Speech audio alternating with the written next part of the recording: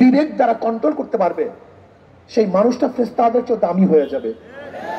আর যেই মানুষটা তার চাহিদাকে, প্রবৃত্তিকে বিবেক দ্বারা, আকল দ্বারা, জ্ঞানের দ্বারা কন্ট্রোল করতে পারবে না, উলাইকা হুম শাররুল বারিয়া, ওটা কুত্তা শিয়া শুয়োরের চেয়ে খারাপ হয়ে যাবে।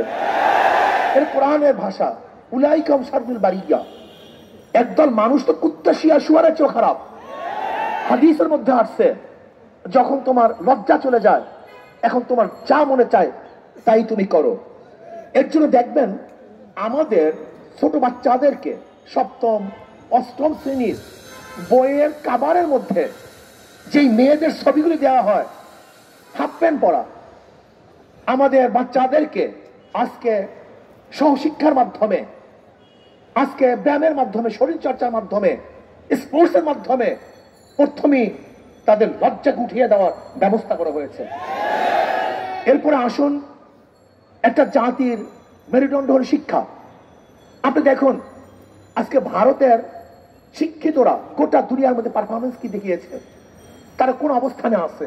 আপনি যান গোটা দুনিয়ার মধ্যে ঘুরুন, দেখবেন বড় বড় অফিসারগুলি কোথায়, বড় বড় কোম্পানির দায়িত্বে কে আছে, অমুক বিশাল এক কোম্পানি, বিশাল এক প্রতিষ্ঠান, তার দায়িত্বে কে আছে, দেখবেন সেই মাথায় বসে আছে ভারতের জনগণ।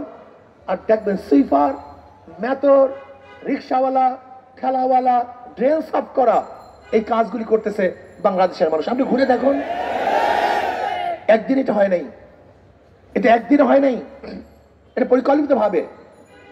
দেখেন এই মানুষের অবয়বের কোনো দাম নেই, ব্রেনের দাম, বুদ্ধির দাম, জ্ঞানের দাম।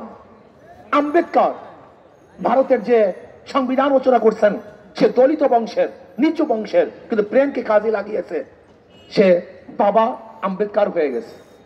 ডক্টর আব্দুল কালাম, আসলে আবুল কালাম যে ভারতের প্রেসিডেন্ট, সে কি ছিল, তার বাবা তো মাঝি ছিল, কিন্তু ব্রেন থাকার কারণে সে ভারতের প্রেসিডেন্ট ডক্টর হয়ে গেছে। তিনি আণবিক বোমার প্রবক্তা হয়ে গেছেন।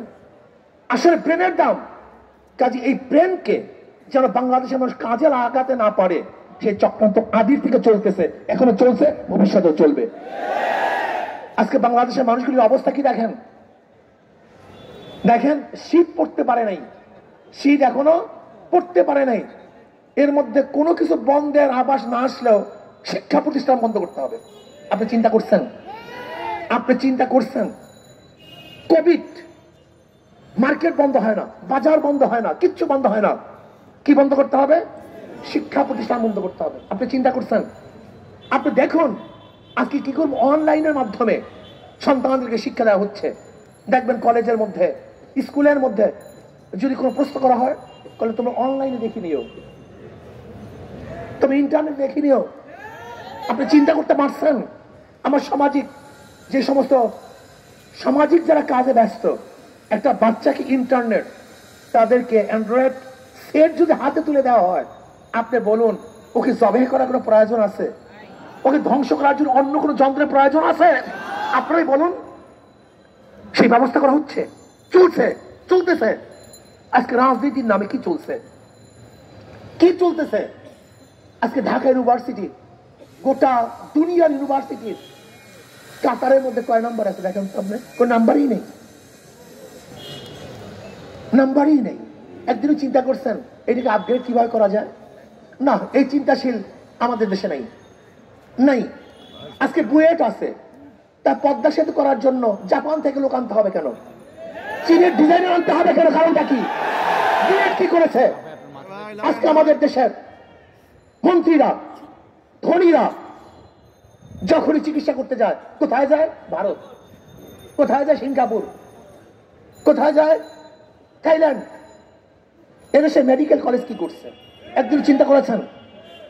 এত বছর পর্যন্ত মেডিকেল কলেজ কি করেছে? আজকে আমাদের সামনে মেট্রো ট্রেনের ডিজাইনার কারা?